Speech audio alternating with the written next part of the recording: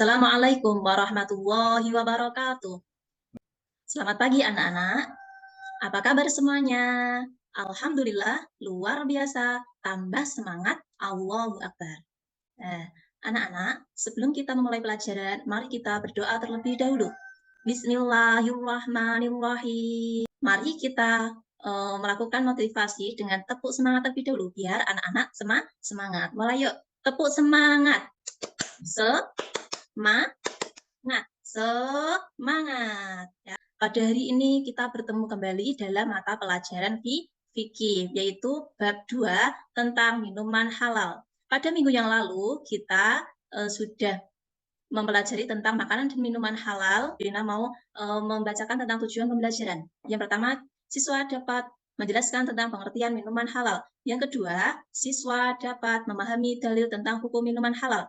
Yang ketiga, siswa dapat menjelaskan atau menyebutkan tentang jenis-jenis minuman halal. Yang keempat, siswa dapat menjelaskan tentang hikmah mengkonsumsi minuman halal. Yang pertama, tentang pengertian minuman halal. Pengertian minuman halal yaitu semua jenis minuman yang terbuat dari bahan-bahan yang dihalalkan. Kemudian, dalil dalam Al-Quran tentang minuman halal yaitu terdapat di surah Al-Maidah ayat 90. Jenis-jenis minuman halal. Jenis-jenis minuman halal itu ada 5, yaitu yang pertama, semua air atau cairan yang tidak membahayakan bagi kehidupan manusia, baik dari segi jiwa, jasmani, maupun akidah. Yang kedua yaitu air atau cairan yang tidak memabukkan, yang sebelumnya pernah memabukkan, seperti arak berubah menjadi cuka dengan sendirinya. Kemudian yang ketiga adalah air atau cairan yang bukan benda najis atau terkena najis. Yang keempat adalah air atau cairan yang suci yang didapatkan dengan cara-cara yang halal. Yang terakhir yaitu air atau cairan tersebut mengandung manfaat bagi tubuh. Cara membiasakan untuk meminum minuman halal. Yang pertama yaitu memahami perbedaan minuman yang halal dan haram. Yang kedua, memahami bahaya tentang minuman haram. Yang ketiga adalah berhati-hati dengan pengolahan minuman. Yang keempat adalah selalu memperhatikan minuman yang akan kita konsumsi. Hikmah mengkonsumsi minuman halal. Hikmahnya yang pertama adalah menyehatkan badan, jasmani, dan rohani. Yang kedua, membuat pikiran jenuh sehingga bertambah kedekatan pada Sang Pencipta. Nah, itu adalah materi-materi tentang minuman yang halal. Dan setelah kita memahami minuman halal, Brina mau tanya, apa yang dinamakan dengan minuman halal? Benar sekali ya anak-anak. Kemudian setelah kita mempelajari itu, saya akan membuat diskusi. Diskusi kita dalam kelas kita ada 20 siswa yang saya bagi menjadi 3 kelompok. Setiap kelompok nanti akan mempresentasikan masing-masing. Sama. Apa yang kita pelajari hari ini yaitu tentang minuman halal. Apakah anak-anak senang? Oh iya, senang sekali. Sebelum kita mengakhiri pembelajaran, mari kita ice breaking terlebih dahulu. Ice breaking untuk menambah motivasi. Ya, demikian anak-anak yang dapat kita pelajari hari ini semoga bermanfaat dan dapat memberikan barokah kepada kita semua. Ya, sampai jumpa di minggu depan dalam pelajaran minuman haram. Demikian dari Brina. Assalamualaikum warahmatullahi wabarakatuh. Waalaikumsalam warahmatullahi wabarakatuh. Itu apa yang Ibu dapatkan pengalaman tentang kesulitan mengajar dalam pelajaran fikih? Kesulitan mengajar dalam pelajaran fikih itu tentang praktek mengajar. Karena anak-anak terkadang kalau kita memberikan praktek mengajar, kadang itu malas atau kadang itu kurang motivasi atau kadang anak-anak dalam praktek tersebut ada yang tidak berkenan seperti itu, Pak. Oke. Coba Bu Arina contohkan cara memotivasi anak didik ketika pas pendahuluan atau pas persepsi kepada RPP yang Ibu gunakan. Jadi mengaitkan dan sekaligus motivasi anak-anak dalam mengajak belajar supaya semangat. Terutama tentang minuman dan halal ya. Minuman halal ya. Silakan. Ya, motivasi saya dalam kegiatan pendahuluan seperti tadi menampilkan ice breaking atau memberikan motivasi berupa semangat seperti tepuk semangat, dan juga kita memberikan semangat kepada anak-anak didik dengan cara menyampaikan manfaat atau hikmah dalam mengkonsumsi minuman halal, kemudian memberi semangat untuk anak-anak dalam belajar lebih giat agar mendapatkan nanti prestasi atau nilai-nilai yang baik dengan cara memberikan apresiasi atau hadiah-hadiah ketika anak-anak bisa menjawab atau bisa mengerjakan tugas dengan hasil yang memuaskan. Seperti itu, Pak. Di dalam PPG ini kan ada banyak teori-teori ya, teori belajar ya. Iya, Pak. Teori apa yang Ibu sering gunakan kalau saudara ketika sudah paham tentang teori belajar? Gunakan itu teori behavioristik, Pak. Apa itu teori behavioristik? Teori behavioristik yaitu adalah perubahan tingkah laku sebagai akibat dari adanya pengalaman dan latihan, Pak. Contohnya siapa? Behavioristik? Behavioristik yaitu ada Edward Lee Thorndike, kemudian ada John Brodus Watson, kemudian ada Edwin Ray Guthrie. Yang ketiga, Bu Arina. Ya, Pak. Selama mengajar ini menggunakan media apa yang digunakan dalam mengajar pelajaran fikih ini? Saya menggunakan media PPT, kemudian ada video, Pak. Video tentang penjelasan tentang minuman halal. Oke, coba buatkan satu contoh soal berbasis hot yang membahas tema tentang minuman halal. Amatilah gambar berikut. Misalnya ada gambar. Gambar itu menampilkan es dawet atau es jeruk. Kemudian pertanyaannya, kaidah yang tepat untuk gambar di atas adalah, nah, itu A, minuman yang menyegarkan adalah halal.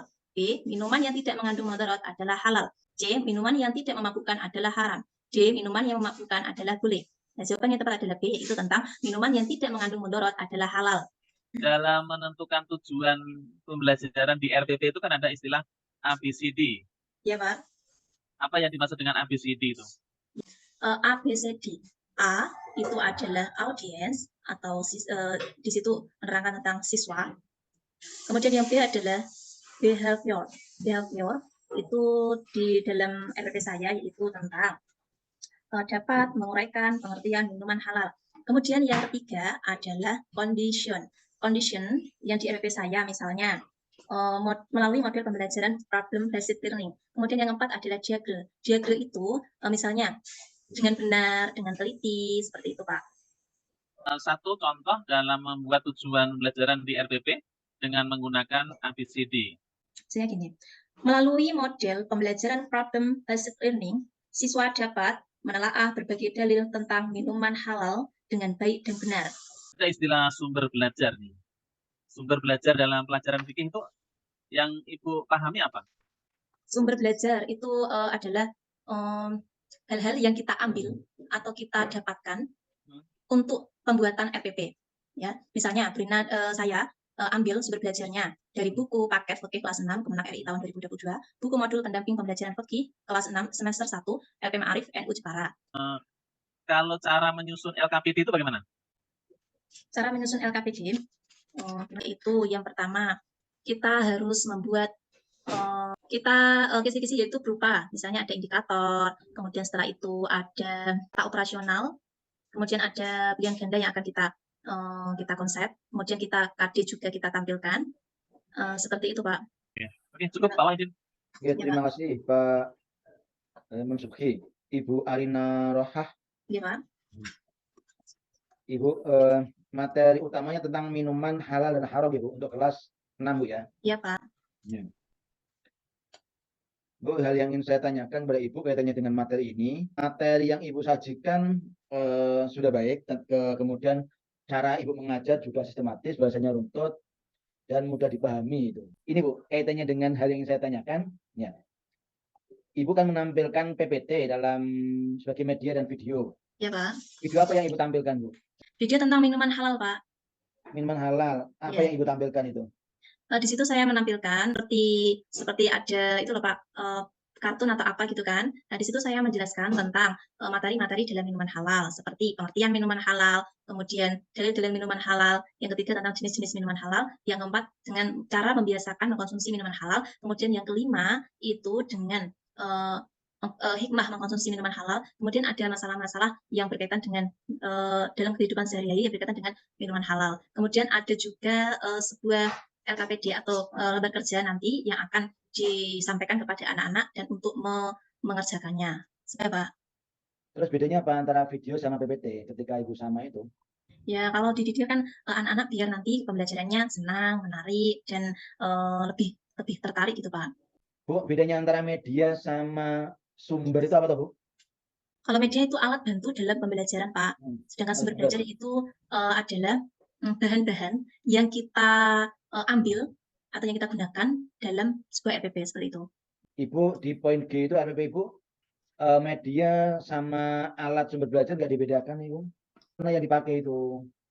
Oh, yang dipakai adalah media PPT, Pak.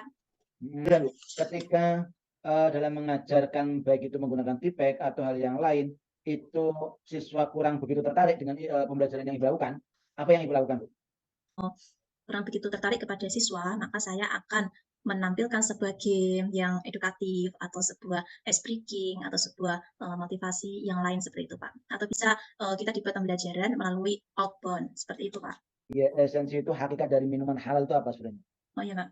Hakikat dari minuman halal itu adalah minuman yang baik dan menyehatkan bagi tubuh, bermanfaat bagi tubuh, dan dihalalkan atau diperbolehkan menurut syariat Islam.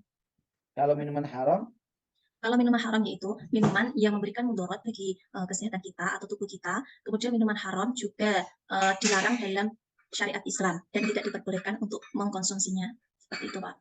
itu mungkin tidak dari minuman halal itu bisa menjadi haram, Bu.